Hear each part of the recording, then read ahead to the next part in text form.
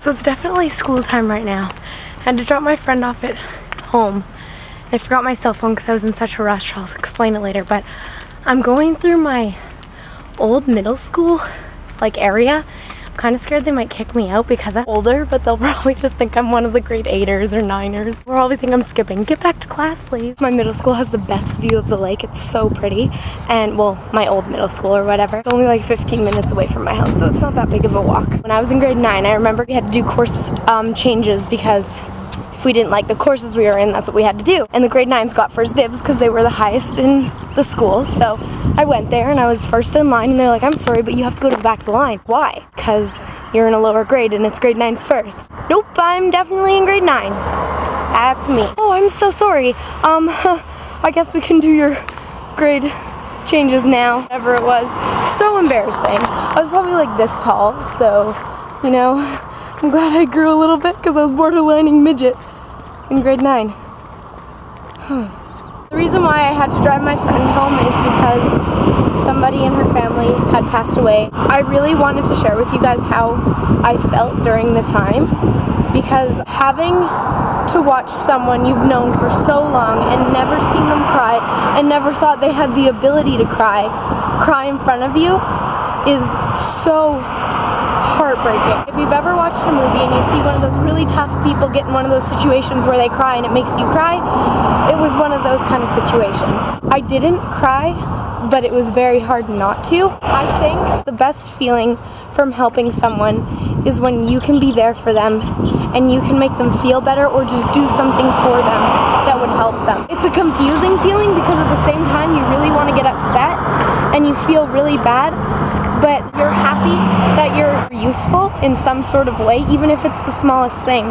And that ties in with some of the things I've said to you guys before about just helping people when they're sad and not giving up on it.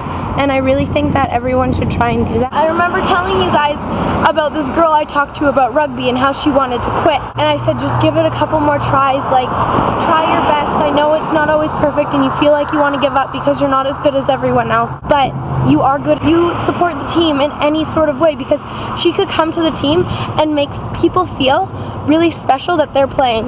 And she could bring that person's mood up. A couple days later, she played a game and she felt better.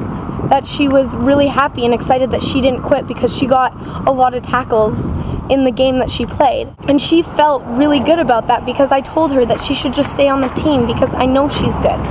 And you have to give people that self-confidence. You just need to give people your most kindest interest in a way. I can't really explain it, but I just think people should be more nice to people.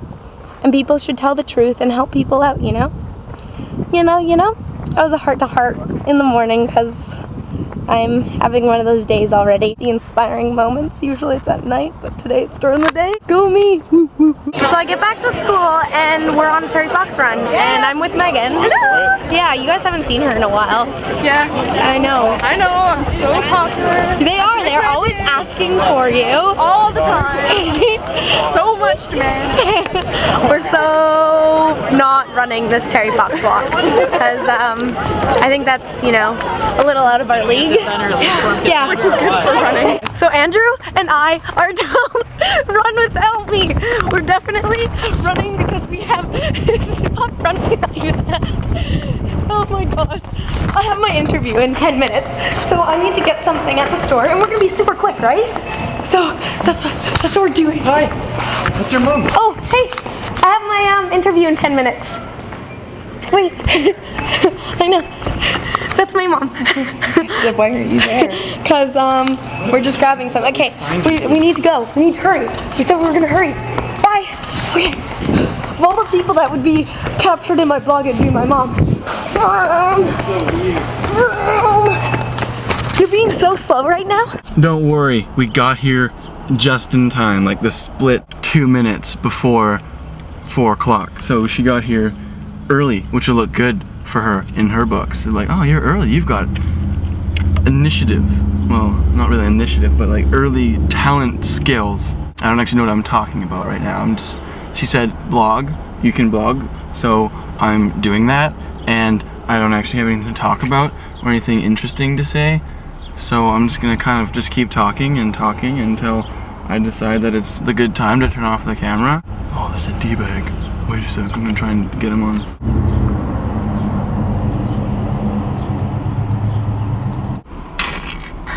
I wasn't just assuming he was a D-bag.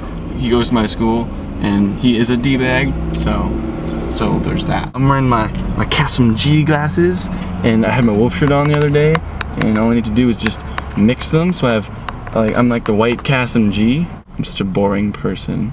Leave a comment below on what I should talk about next time we have an alone moment blog. Next time we're alone, what should we talk about? Seems like a good topic for comments.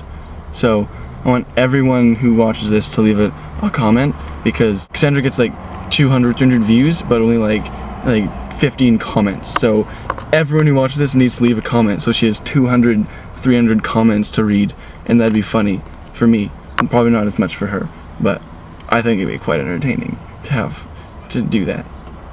Man, I suck at talking. I'm reading a book right now while I'm waiting. It's called The Road. When I read, it's not like in my head.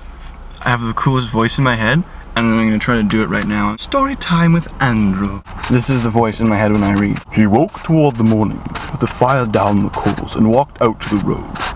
Everything was alight, as if the lost son were returning at last.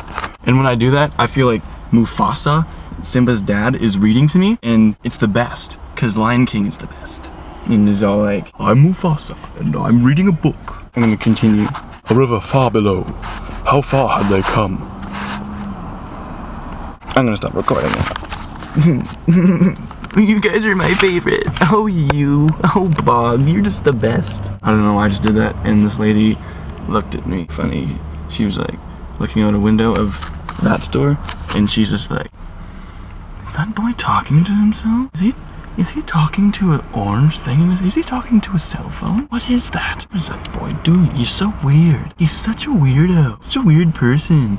I'm gonna stop recording now. I was just thinking about how funny it would be if Cassandra got hired here and she just got really jacked and ripped, and she like had one of those stereotypical D-bag tattoos on her arm, and like she just became the biggest like chotch, and she was just walking around all ripped and stuff, and like, and her voice got all deep like this, and like, hey, I gotta go to work, and I work out at my work, and I drink protein shakes and all that. How funny would that be if that happened? Well, it wouldn't really be funny, it'd be kind of sad, but I don't know why I was thinking of that, but I was. So, don't judge me! I'm not to be judged. I'm just being really weird right now. What the heck? What am I doing? What am I even doing? Third time I've been at my house today. Yeah. Because I have to get paint because I forgot it. Why aren't you wearing shoes? You drove without shoes again, didn't you? No. I told you it was illegal and you still did it. It is illegal. You have to wear your shoes when you drive. The driveway's so messed up. I like trip every time I come down it. Push down your driveway? No, you would fall. It would hit a bump like that and you would fall. So the interview went very well. I thought it did because they were nice, so that was good. I don't think they asked me a lot of stuff about YouTube. That was funny because we got on the conversation of YouTube and how I'm going to VidCon, and they're just like, oh, no way. So they asked me a lot of questions. We're like, who are you going with? And then they're like, how do you know this person? Why are you going with them? And it was funny. We had good conversations, and then they said that I was really bubbly, and they liked that. And then I was like, I'm not bubbly. Well, I didn't say it like that. I'm not bubbly. Yeah, and I got mad and I walked out. And that was the end of my interview. I just said, I'm bubbly, question mark, and then they were just, no, I didn't say question mark. I'm bubbly, question mark? Question mark? I was like, no. I was like, I'm happy. They're like, okay, fine, we'll call bubbly happy then. Ooh, thanks. Thanks.